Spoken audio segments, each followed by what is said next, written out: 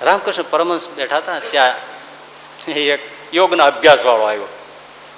એક એક વિદ્યાઓ લઈશ ધીમે ધીમે, અને છેવટે જે હરિની વિદ્યા છે એ વિદ્યા છે સાચી.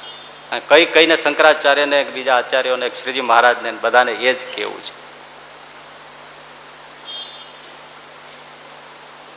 એટલે યોગના અભ્યાસ વાળો આવ્યો ને બેઠો. એટલે જેને જે વિદ્યા હોય એટલે એ તો બીજાની પાસે કોઈ સુષુપ્ત આ વિદ્યાઓ તો જુદી છે ને, એના થોડા બધું શીખી ગયા હોય એટલે પછી તો અકડ થઈને બેઠા. પરમહંસજી કે કેમ ભાઈ કાંઈ કેવું છે? તો કે બાપજી મને 84 આસન આવડે છે.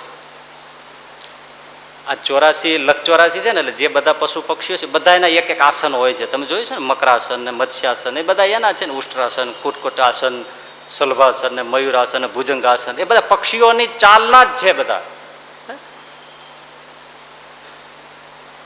એટલે 84 આસન મને પરફેક્ટ આવડે છે. પરમહંસજી બહુ હસ્યા, હસીને કે તને 84 આવડે છે પણ એક 85મું આસન છે એ તને આવડે છે? હા, કોઈ ચોપડામાં નહીં આવેલું 85મું આસન, પરિશિષ્ટમાં નહીં, ઇન્ડેક્સ એપેન્ડિક્સમાં નહીં, પરિશિષ્ટમાં નહીં, પાછળ નહીં, વધારો છાપે ને એમાંય 85મું આસન કોઈ બુકમાં નહોતું. એટલે બાપજી આ તમે શું બોલ્યા? ખોખલે મોઢે પરમહંસજી બહુ હસ્યા. તને 84 આસન આવડે છે પણ 85મું આસન નથી આવડતું. એ આવડે તો કહેવાય. હે બાપજી એ ક્યું? તો કે એ આસનનું નામ છે હરિશરણાસન. ભગવાનના ચરણમાં વિરામ કરવાનું જો તને આવડતું હોય તો તારી બધી વિદ્યા સાર્થક છે. બાકી આ કોઈ 84 આસન નહીં. કોઈ એ તો આપણે લખ 84 ફરશું, બધા આસન કરવાના જ છે. વાત એ સાચી ને, ઊંટ થઈશું ઊંષ્ટ્રાસનમાં બેસવાનું જ છે, કુકડો થઈશું તો કુરકટની જેમ ઊભું જ જવાનું છે. એમાં હવે એ લોકો કોઈ શીર્ષાસન નથી કરતા,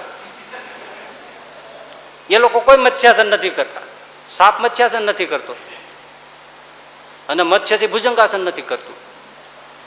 તો એ તો આપણે પછી કરવાના જ છે પરમહંસજી કે, અને કરીને જ આવ્યા છે. તો એ તને નવાઈ શું છે? આવડે એમાં શું નવી નવાઈ છે? તું એમાંથી ભરી ભરીને તો આવ્યો છો.